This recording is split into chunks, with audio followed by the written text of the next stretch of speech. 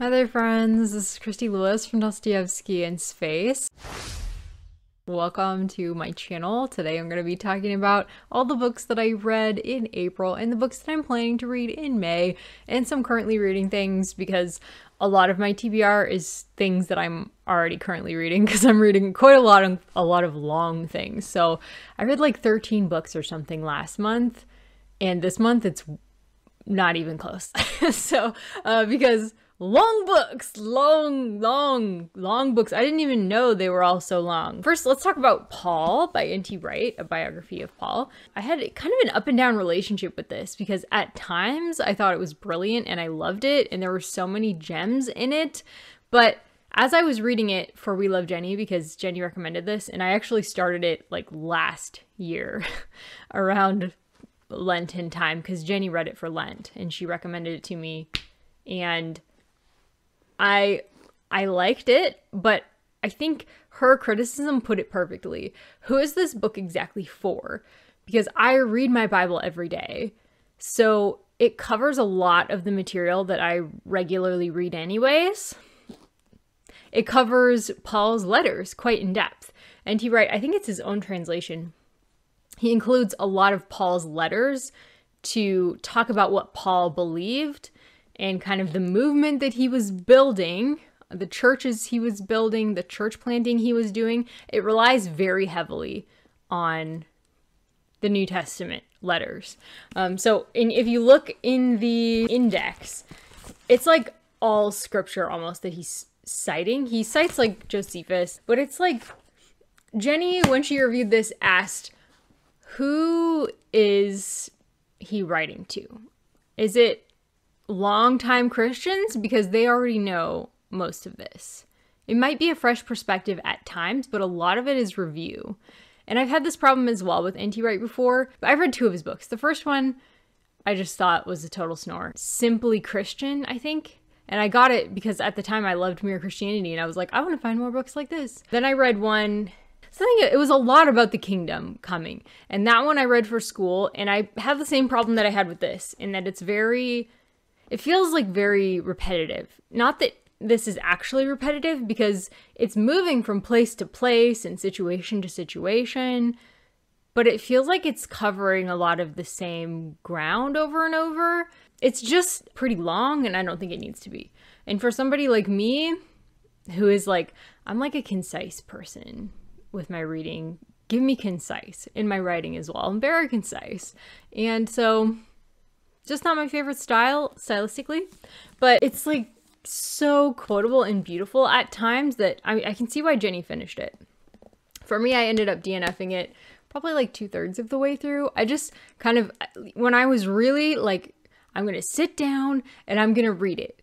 Every time I did that and focused on it for days at a time, I would lose interest and my mind would start wandering, and I just didn't find it all that interesting. And I think it's mainly because if this is supposed to be for Christians, it's nothing new for us. So that's what I would say.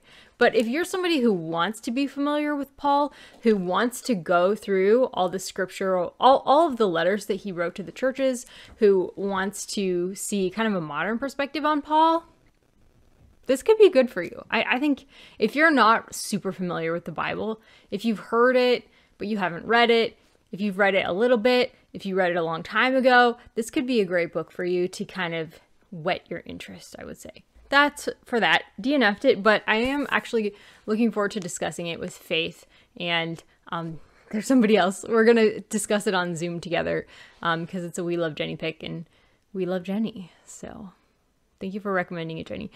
I quoted it a bunch on Instagram, just so much, because there's so many good quotes in it. Next, let's talk about Shark Teeth by Sherri Winston, which was like the only, maybe the second, I only finished 1 or 2 books for middle grade March this year, which is why I didn't do TBR. I was like, I don't think I'm going to finish a ton, but this one I read for Victoria's Patreon, which she's actually canceling. I'm sad about this because I just love her Patreon so much. It was a Reader's Choice Patreon, so this was actually my choice. And it's a really new 2024 book, middle grade book, about Sharkita, who ends up in foster care, and she is very divided because she has been in foster care before and nobody wants to take her and her siblings, because she has 2 siblings and one of them he has special needs.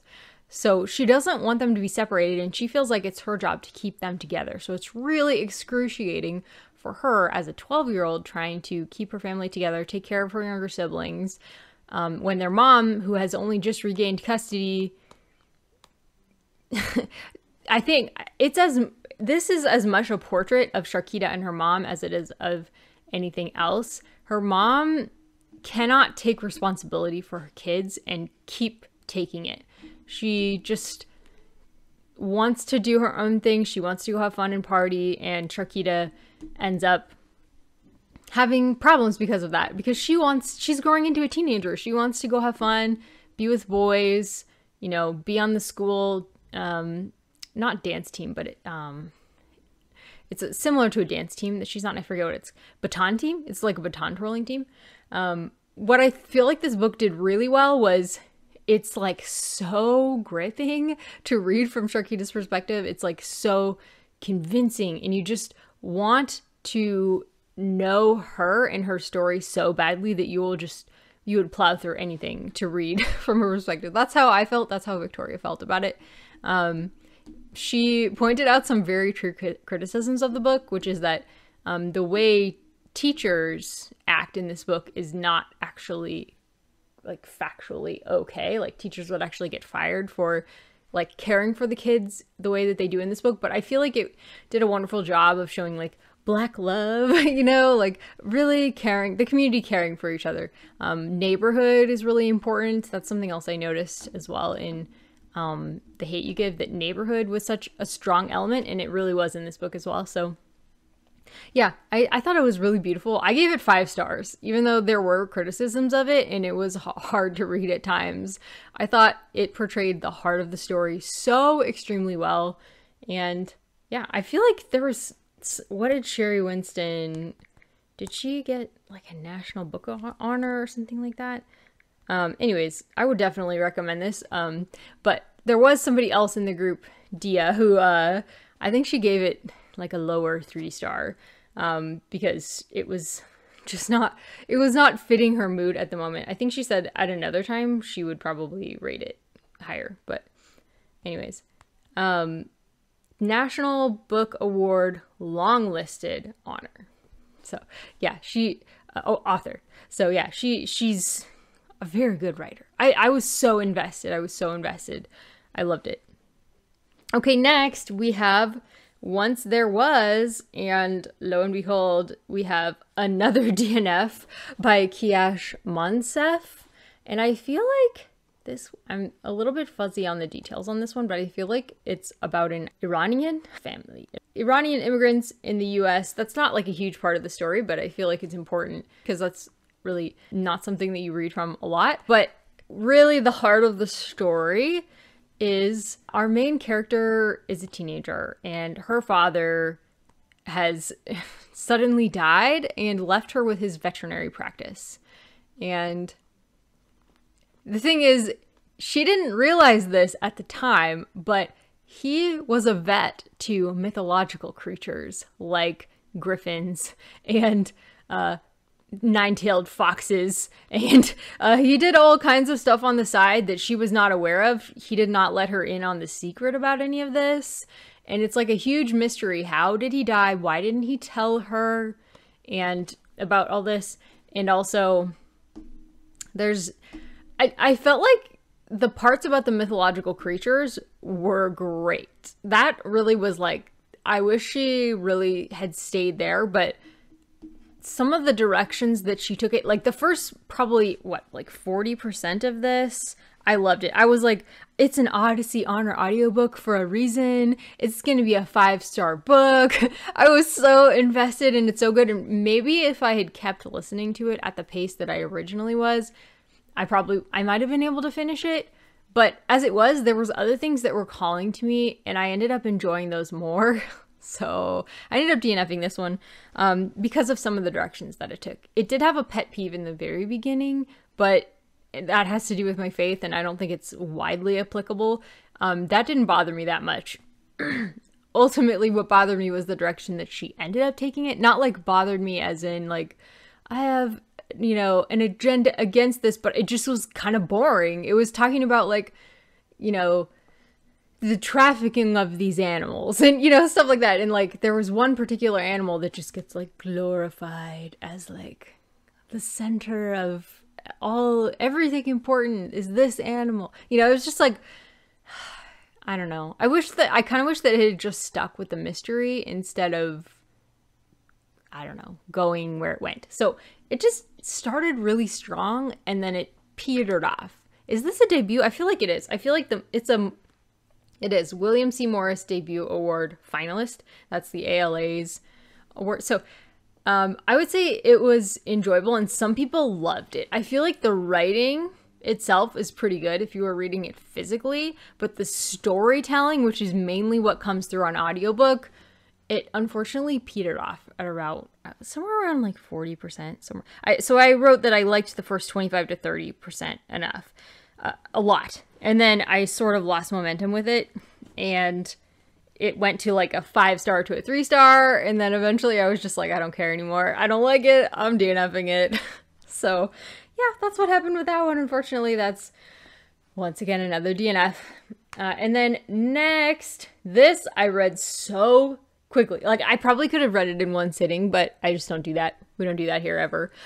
This is Attack on Titan Volume 10, which I'm buddy reading this series with Tiffany from Beautiful Minutia, and neither of us were really horror readers when we started this, but we have both been converted a little bit.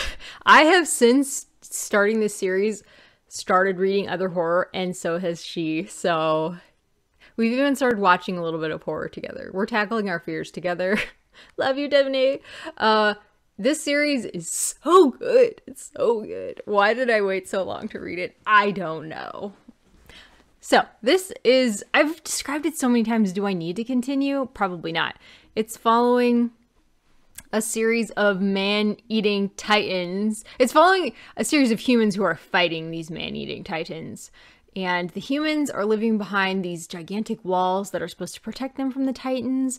But the titans keep getting through, and it's like you're following the odyssey of these characters, these titan fighters. And people get eaten on page, and it's graphic, and it's yikes at times. But it's usually not like that like all the time. It's not like the whole time it's like that, which is I think why Tiffany and I can handle it. I can handle it at about 1 volume a month. If I read more than that, I actually do get nightmares. It's been proven. So it's so good, but it is very intense and I would be careful with it. But after I get through this series, I'm going to be like more brave, I think, in the future about trying horror things. But I have tried some other horror things that did end up being too much for me, but this is like the perfect dose. I think because the volumes aren't, I mean, the beginning volumes I feel like were longer, but the later volumes, there's so much action. And at first I was thinking, boy, this is taking a long time to really unspool the plot. There was a lot of volumes that were like focused on building character and stuff like that. And that's great because the characterizations are great. And I was thinking that it was probably going to be the character that was what people love about this series. But then this volume and volume 9 were both so engaging and plot packed. They're so good. They're so good. We learned so many things. There were so many revelations. Wow. So yeah, I'm loving this series so much, and it's definitely a new favorite series. For sure. Maybe it is my favorite now. For a long time, I was saying that The Apothecary Diaries was my favorite, and they're so different. You can't really compare them, but I feel like I like some intensity, and The Apothecary Diaries is literally so cozy. And so I think this has enough intensity that it could like catapult. And it's so philosophical, you know? Yeah. So we'll see. If you can combine philosophy with entertainment, you probably have me at more of a 5-star than if it's just fun. If it's fun, I still might give it 5 stars. I do. I give the Apothecary Diary volumes 5 stars every time. But this kind of series is like, yeah. It's like with Dostoevsky. Dostoevsky is my favorite because he combines philosophy with such entertainment and just like savage humor. And yeah, so anyways, definitely my thing. It might be yours, it might not be yours, I don't know. Okay, next we have The Way of Kings by Brandon Sanderson. This beautiful volume comes to me courtesy of Stephanie. Thank you so much, Stephanie, from Miss Richards Reads, who is hosting the Great Cosmere Along.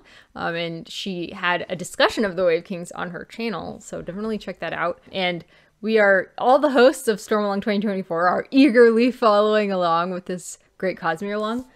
So I finished this for the Great Cosmere Along and Storm Along 2024. And I loved it. 5 stars. I have a full review on my Goodreads, and it's actually been there for a lot of years. I read this series in 2020 for Storm Along 2020. That was a reread. So the first time I read these was when Oathbringer was coming out. Then Storm Along 2020 was when the next one, The Rhythm of War, was coming out. And now I'm rereading them again when the 5th book in this arc, the final book in this arc of the 10-book series, is coming out. So I just love this series. Maybe this is my favorite. I think I told Tiffany recently that Mistborn was probably my favorite, and I just started Mistborn again, and I'm like remembering why I said that. But it's just whatever Brandon Sanderson I'm reading at the moment is my favorite, because they're all so good. Okay, I won't say all of them. There's been some Brandon Sandersons that I did not rate as highly. Like the one that he did with Mary Kowal, something or other. I don't know. That one wasn't great, but usually when it's just Brando writing, I love it. I love it so much. Yeah, should I describe this? Dead people are suddenly seeing visions of the end times when they die. Not when they're dead, but when they're dying. Dying people are suddenly seeing visions of the end times. The sentient species of this shattered plains are waging a senseless war against one another. It's all very epic in scope. Something isn't right in Roshar, the world of this book, and people are noticing. There's something wrong happening, and that threads its way very subtly throughout the series, the exact thing that's wrong.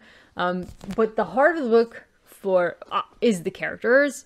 Brandon Sanderson, he is an outliner. He outlines very heavily, but he doesn't outline characters. So his characters feel very organic and real, and he considers himself a character-driven novelist. He will change his great outlines if the characters require it. So his characters are not plot devices, and that's something that I love about him. But the world building is fantastic in this world. It's the Stormlight Archives. It's called that because there are these great things, these gigantic storms that just sweep across the land of Roshar. And they're like hurricanes times 10. And there's this interesting magic system that has to do with stormlight. Stormlight comes from the storm.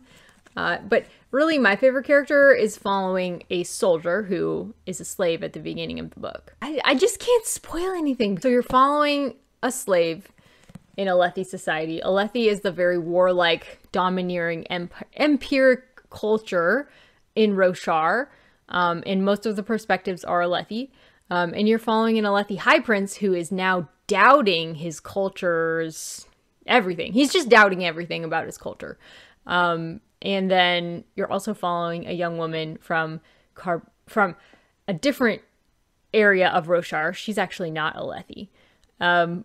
Who she's trying to actually steal a magical device that will save her family from financial ruin. So very different characters, and I love that. And the cast just keeps growing. So this first book is mostly going to be Alethi perspectives, but just wait. It's more than that. It's more than just Alethi perspectives.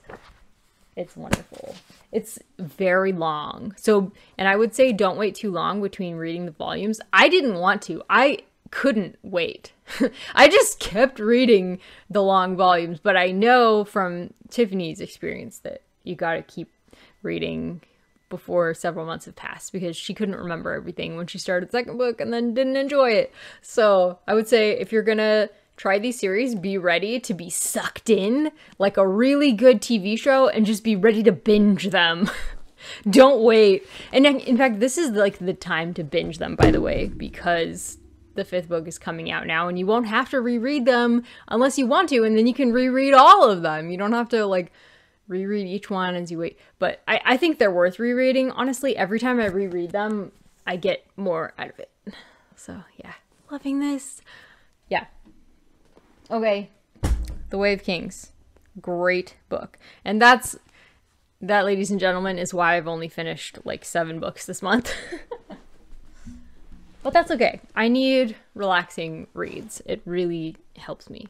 Okay, next, let's talk about... Oh dear. Sorry, I lost my spot. Let's talk about The Mystery of Marie Rogêt by Edgar Allan Poe. This is... I lost it somewhere, but anyways, it's a short story. It's a 2-hour-long audiobook, but it's really a short story. Following an inspector. I bet you read this with Rainey, and she called it a police procedural, and I think that's about right, because most of the focus in the book is on how somebody died and how the police figure out how long she's been dead. She's been thrown in a river, and they're trying to figure out how long has she been dead, because that might indicate who killed her. And it's gruesome. I really actually enjoyed the first story in this series, Murders in the Rue Morgue. But this one took me a long time to finish, even though it's only 2 hours, because I was not enjoying it. So I did not recommend this one, but I finished it because it was only 2 hours, and I didn't want to be like, DNF number 3! I said I finished 7 books. I did not finish 7 books. I DNF'd like 3 of them. So I only finished like 4 things this month, but I read a lot, and we'll get to that. We will get to it. Okay, so I would not recommend 10 out of 10 would not recommend to anyone. I just watched a vlog with Booked and Busy where Aaron was like 10 out of 10 would not recommend, and that cracked me up. So yeah, 10 out of 10 would not recommend. Okay, The Quiet American by Graham Greene. This I 10 out of 10 would recommend. Wow. I knew that I would love anything written by Graham Greene, but this just proves it. This was so gray and gritty and gross at times, and I loved it. This is set in the Vietnam War. It's about the murder of an American named Pyle is his last name. What is his first name? I listened to it, but I read parts of it physically because I really just wanted to read the whole thing physically, but I don't have time right now. And I was like, I'm tired of waiting. I'm gonna listen to it, and then I'll go back and reread it if I love it, which I did. So I'm gonna have to go back and reread this. But whenever something struck me, I would stop and put a note in it because it was worth doing that. So it is a mystery. You're waiting until the very end to find out how the American died. But we're following around a very suspicious Brit in Vietnam who is together with a woman in Vietnam that is like the most beautiful woman around. And he doesn't really say that he loves her, I don't think. But he just doesn't want to be alone. Like, he's kind of a not great character. Like, he's not a great guy, I would say, but he's probably better than everybody else in the story. It's super gray. You're not gonna be reading this one and thinking, wow, I'm so inspired, I want to be like these people. No, it's definitely an examination of morality, which is just like the other Graham Greene I read, which I also listened to. I have not read a full Graham Greene yet, guys. It's kind of killing me because I think he could be a favorite author. He's a Catholic author. Apparently, okay, I didn't actually double check this, but a Goodreads review said that this is actually semi-autobiographical. That the author actually, like the main character who was a Brit in this book, and he's living with this Vietnamese woman. The author apparently also, he was married to someone in England, fell in love with someone in Vietnam, tried to get a divorce from his wife in England. She wouldn't give it to him. That situation, those were actually true life, and in the story, that was the situation. So that's really his arc. The American Pile is trying to steal this woman from him because the American Pile is like, she wants to be married. She wants kids. I'm going to give her babies. And this guy, the Brit, is kind of old and also he can't marry her. He can't bring her home to Britain. So the American is like, I can give you a better life, basically. And so we know that the Brit does not like the American.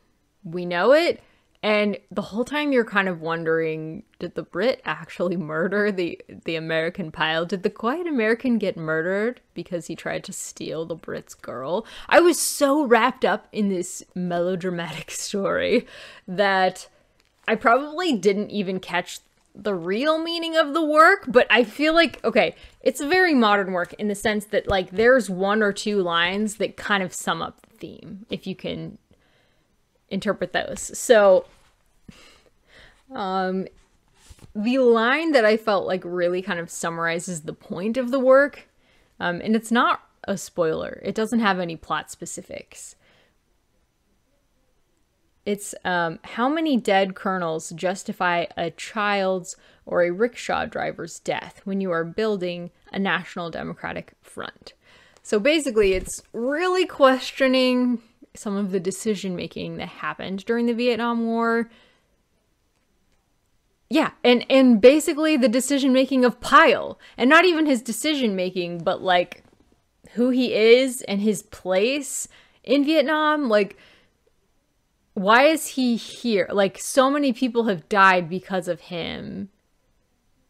So, yeah, it's, like, a very gritty examination of morality, and I just loved it. It was so hard to read at times, though. Like, some of the war writing reminded me a lot of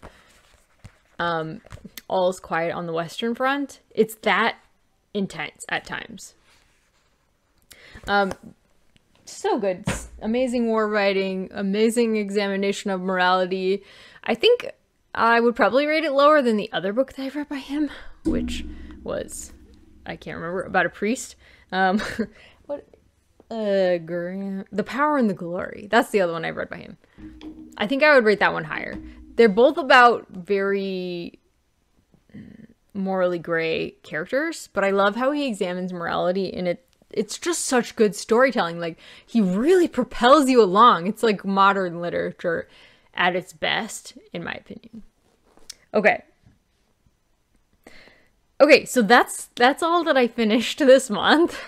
I thought I DNF'd something else, but apparently that's what I did. So maybe I only DNF'd 3 or 4. No, I only DNF'd 2. I don't know. Anyways, let's move on to my May TBR. This video is already getting long enough for the small amount of things that I read this month. So, my May TBR, that'll be pretty simple and pretty short. First up is Dandelion Wine by Ray Bradbury. This is for Tiffany's Patreon, Tiffany from Beautiful Minutia. I will link her in the description if you want to go join her Patreon. We read a lot of classics, but we also just did a whole reread of The Lord of the Rings. So we read lots of things. And this is sci-fi, classic sci-fi. So this is a series of short stories by Ray Bradbury, and I've read some of his longer works and I didn't really care for them or I DNF'd them, but I think sci-fi writers are at their best in the short story form because they can get their punchy ideas across without having to worry about character. Whereas I feel like a lot of sci-fi writers of the Golden Age or even the Silver Age, their characterization is just not the point of the story. So we'll see if Dandelion Wine has... If it's like all interconnected stories, I might not enjoy it. But if it's actually like standalone short stories, I'll probably enjoy it. So we'll see. We'll see. I'll try it out. And then I'm in the middle of the book for Victoria's last Patreon meeting, which is The Adventures of Mrs. Seacole in Many Lands. I think that's what it is. Enjoying that so far. I'm only probably like 5%, 10% into it. Really enjoying that though. So that's like a nonfiction account of a woman from Jamaica who traveled extensively. She was a free black who traveled around. So I'm like, what was she American? I don't think she was American. I was gonna say African American, but she's not African American. So like I don't know. So anyways, I don't know. I'm just sort of starting it and just sort of getting into it. So I'm enjoying that though. Heaven by Mieko Kawakami with Alana and Michi. This is our next Japanese literature that we're diving into with Alana and Michi. And we're going to have a live show on my channel probably in June. So if you want to read this with us and join us for the live show, I hope that you will. Once we get a date settled, I'll try and announce that here on my channel as a read along. Yeah, so, but go buy the book if you're interested in joining us. Excited for it. Okay. And then Surprised by Oxford by Carolyn Weber. This is actually Tiffany's in-person book, but the way she described it, like she told me about it and I thought, oh, this sounds really good. It's like an atheist travels to Oxford and then becomes a Christian, I think because of her time there. So that sounds really interesting. I'm into memoirs. If I can get it on audiobook and it's a memoir, I'm probably going to read it. Okay, next. I'm supposed to read The Gambler with Faith from Faith in Books and Peg, but our plans may have changed a bit. So I have it down here just in case we still end up doing that. But I still haven't finished the double because I really want to get my video out about Notes from the Underground first. So I'm kind of putting a pause on my Dostoevsky reading until I get that out because I know I'm probably going to want to do videos on all of them and I'm going to prioritize them because this is a Dostoevsky channel. Okay, I'm also starting Mistborn in May. I've actually already started it, but May is the time when we will be reading Mistborn for the Mist Along 2024 read along happening. So Tiffany is hosting the discussion live shows on her channel, and on my channel we may have like Sander sprints is what we're calling them now because we're combining sprints for Stormalong 2020 and Mist Along, or Stormalong 2024 and Mist Along into my channel. We're combining the reading sprints into one. So if you're participating in either or both, you can read whatever you're reading then. So this one I'm going to be reading at nighttime, which is what I started last night. And I'm already remembering why I'm loving it. I'm not really telling you what these books are about very well, but it's the details. We're following a young woman with basically superpowers. By ingesting metals, she can push or pull herself against various things and do these really cool powers. She has these powers based on ingesting metal. And it's really kind of hard to describe on, I don't know, it's been a while since I read them, but basically the whole point of this world is what if the person who is supposed to be the hero of ages fails? And so basically that's the world we have here. It's full of mist and ash and it's super grim dark. And it's a very hopeless kind of setting because the hero failed. And we're following characters who do they realize that he's failed? They're kind of trying to unspool what exactly has happened to their planet and fix things. I guess that's how I would probably describe it as a whole. yeah, I feel like I was critical of this the first couple times I read it because I didn't connect to the characters in Mistborn except for one. Really, none of the other characters did it for me, but the political machinations of the future books and also the magic system of the future books. I didn't really care for the magic system either in the first book. It's the future books that I love. And the first book I feel like is like interesting, but it's more like 3-4 star territory, whereas the other books are more like 5-star territory. So not a strong start, not a strong, super strong start for me with the first one, but I feel like the ending is so explosive because Brandon Sanderson is really good at endings. That is what made me carry on with the series, and I ended up loving it. So yeah, this was my first Brandon Sanderson, and even though I probably gave it like 3-4 star territory, the ending was so good that I decided to keep going, and now he is literally my favorite author writing today. So yeah, take what you will out of that very mixed review.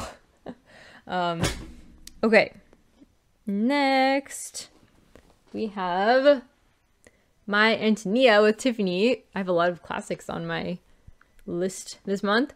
So yeah, by Willa Cather. She's another author that I just feel like she's going to be a favorite. So I want to read more by her, and I think Tiffany feels the same way. So, and then next I have Hannah Coulter by Wendell Berry. This is one of my dear friend's favorite books. It might be her favorite book. Hope 40, who runs the Neighbor Program, which is the organization to which all of my channel proceeds are donated, all of my ad proceeds. We are going to be doing a Zoom call buddy read with this, and I'm so excited. So this is part of a series by Wendell Berry, the Port William series, and it's very agrarian, pastoral, but not idyllic. It's kind of got some sharp humor, and this is supposed to be what my, why am I even holding this up? I don't even have a picture of it. The reason my friend loves it so much is her husband was killed in a tragic accident, and she said this book is like such a profound meditation on grief, and so she just rereads it all the time. And I feel like the relationships between the characters are the point of interest about the book. But also Wendell Berry is very much tied to the land. As a thinker, he really supports like getting to know the land that you are on and taking care of it. And he's a bit is it anti-capitalist? Is that the word I'm looking for? I don't think so. Anti-modern, anti-machinery. I don't know. Anyways, yeah, interesting. I've read some other things by him, and it's always interesting, and I always find a lot to make me think in his books. So I'm excited to get to that. Next, we have Words of Radiance, which is the second book in the Stormlight Archives, and I'm already 20% in. I'm loving this so much, so I'm going to continue this for Stormlong 2024. There's also a review of this on my Goodreads, so if you wanted to see my full review of that, you can do that. What else? I also have Maps of Meaning by Jordan Peterson. This is rolling over into next month. Actually, I haven't started it yet because I'm waiting. Emma mentioned being maybe not quite ready to read it yet, so I just haven't started it, which is totally okay with me because I am reading The History of the Russian Revolution by Leon Trotsky, and it's just been great. It's been great to get a really close-up view of the Russian Revolution from somebody who has done a lot of research about it, and apparently he actually wasn't there. I actually thought that Leon Trotsky was there for the Russian Revolution, but he wasn't. So I'm really enjoying this. This is for a read-along on my channel. I'm not going to say it's not biased, but as long as you have, you know, Encyclopedia Britannica handy, it doesn't really matter if it's biased. You can fact check Leon Trotsky. And our first live show is already available on my channel, so I'll link that down below if you're interested. Tony from Tony Paulcross on Instagram is reading this with me and discussing it with me, which is great because he has a lot of knowledge about these things, and it's not like the area he always is. He's hesitant to hold himself up as like an expert because he's just like a citizen reader, you know. But I feel like he's interested and knows a lot about this stuff, so it's fun to kind of pick his brain on what he's thinking. I'm just loving. I'm taking such extensive notes on this; it's ridiculous. Which is why I'm behind where I need to be. I'm still in chapter 7. I was supposed to be done with chapter 10 for the live show, but you know, I'm not going to be anxious about it. I just can't handle that right now. I have to play it chill or I will have to quit. So I'm just going to play it chill and do my best. I'm going to try to get through chapter 20 by the time of our next live show, which I believe is Saturday the 18th. So I'll be putting that up on my channel. Is that our halfway live show? I think it is. Oh yeah, I have a lot to read. I might have to stop taking such extensive notes, but it's so fun that way. But I just don't think I have the time to take such extensive notes. I'll have to just read some of them. But anyways, moving on. We've also got The Foxwife by Yang Zi Chu, which I'm probably going to be reading for a while until I get the audiobook. And there's like a 12-week wait for the audiobook. So I'm just very slowly reading this with my eyes here and there. And I'm really enjoying it. I'm in chapter 5 or 6. 5. Yeah, I'm in chapter 5. Buddy reading this with Victoria and Dia, and we're all going pretty slowly on it. So I'm really enjoying this. Basically, we're following a fox in Manchuria, turn of the century. And it's a fascinating setting. It's a fascinating subject. I mean, foxes I'm so interested in because of the Korean foxes, nine-tailed foxes. My favorite TV show ever is about a Korean nine-tailed fox. This is nothing like that. This is like the Manchurian version. So yeah, loving that. Loving the buddy read. I'm excited to be reading with those ladies. Have I ever buddy read with Dia before? I don't think I have. I think this is my first buddy read with Dia, but we've done a lot of reading together in Bible studies and all that kind of stuff. So, other things, I'm going to try to be reading one story a month from the Tales of Hoffman. So I've started my first short story, which is Mademoiselle de Scudery. I don't know. Buddy reading one of these a month with Tiffany. I also really want to make room for these Korean stories. I've just decided that I'm not going to do the lessons that go along with them right now. I'm literally just going to read them, and that's fine. And I'm going to be okay with that. Because if I keep trying to do the lessons right now, I'm never going to finish them. So I want to have actual Korean reading in my life beyond like social media or listening. I do a lot of listening because you can do that on the go, but I want to actually be reading. I want to read Korean books, so I need to actually do it. I've also been listening to Shanghai Girls, which I thought was going to be really a short, pacey, refreshing historical. But look, the text on this is tiny. This is a 14-hour audiobook.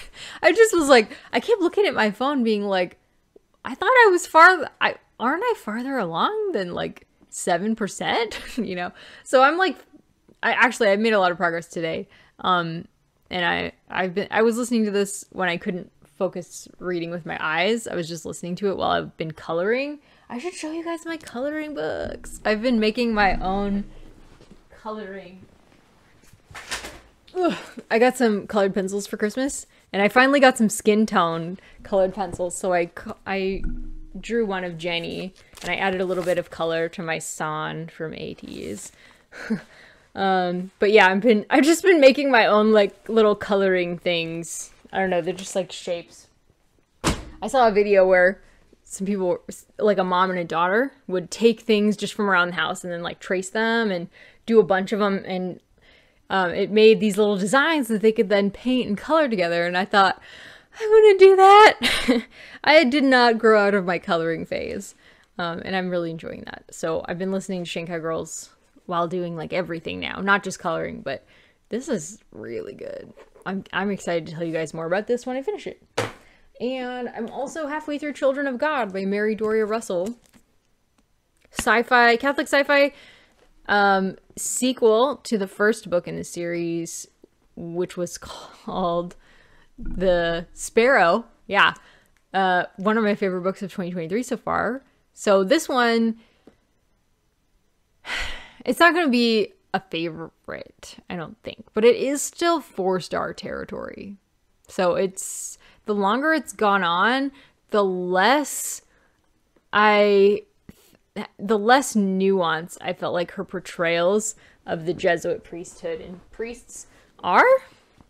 I think because she actually left the church for Judaism, she has some criticisms of the church, and I just don't know if I totally, I mean, it's not like it's unrealistic, but I just don't totally buy her character work in this, which the character work is so important in this series. That's like the whole point. So I think if you really enjoyed the first book, you can still give this a go and you'll probably still really enjoy it. But I don't think it's quite the same caliber in my opinion, but it is still blowing my mind and I'm really enjoying it. So I don't want to sound overly negative because I'm definitely enjoying it. But there's just been a lot more moments of like, really? So yeah, but anyways, I think my expectations were super high because the first book was so good. And this one's good too. This one's actually really good as well. It's just not like going to be a favorite of the year. I just wanted to get that out there, I guess. I don't know why that's so important. But the first book is about a Jesuit mission. The first half of it isn't actually about the mission. The first half of it is getting to know the people who will be on a mission to a new planet that is discovered. And the Jesuits are the ones who send them. And you're following, in particular, a Jesuit priest whose story carries over into the second book. And that's, I think, the reason why I'm so invested is because I love Emilio. Emilio, the Jesuit priest. I will follow you anywhere. Call me. I'm just kidding. That's something Jenny always used to say. Call me. But I'm married, so don't call me if you're real. I don't think, actually, I think there was an interview on the first book that I read where the author said, the characters are not real, but there are Jesuit priests like this who are just, they're so funny and full of life. They just are fierce. They love living. They're very liberal. Maybe that's a Jesuit thing. I don't know. She's like, there are real Jesuits like this. It's not like a fake thing, you know? Okay. I think that's everything. Yeah, that's everything I've got here. That's everything. Thanks so much for watching this. Let me know down below what you read in April that you're just like dying to talk about, what you loved, and what you're really excited about for May. And maybe I'll pick one of them up. I frequently do. So anyways, okay, take care until next time, guys. And thanks so much again for watching. I really love doing these wrap-ups with you guys.